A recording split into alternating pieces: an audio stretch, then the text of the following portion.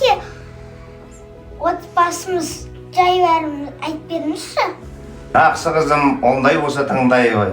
Ассалаумағалейкум қазақ елі.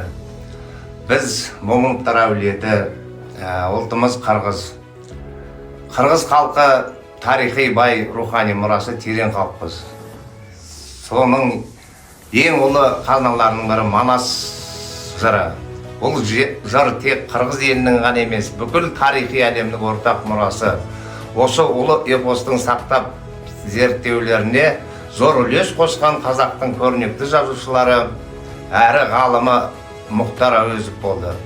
Ол Манас жырын жоғары бағалап, оның әлемдік деңгейге эпос екенін дәлелдеп қорғап шықты. Сондықтан қырғыз халқы атынан қазақ халқына деген алғысымыз шексіз. Мәңгі жасай берсін. Мұхтар Әуезов атамызға алғыс ретінде қызым Айлин бір тақпақ айтып берсін. Боғайық Мұхтар атадай, бойында бар дарыны. Боғайық Мұхтар атадай, жүректе бар жауында, сеніме үн қатардай.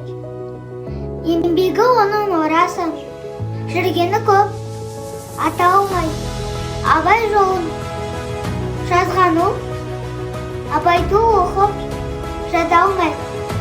Мұхтар аты өлмейді, қазақ барда оқымайды. Ай, жарайсың қызым, өркенің өссін. Ал отағасы орсоғыз дайын болды.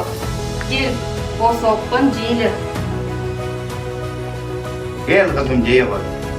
Ыстық бауыр шапқан дейік. Келіңіз. Айра, ал олай болса, дастархан басында көңілді отырайық. Ал, андай болса, мен бір ұрдап берейін. Айылда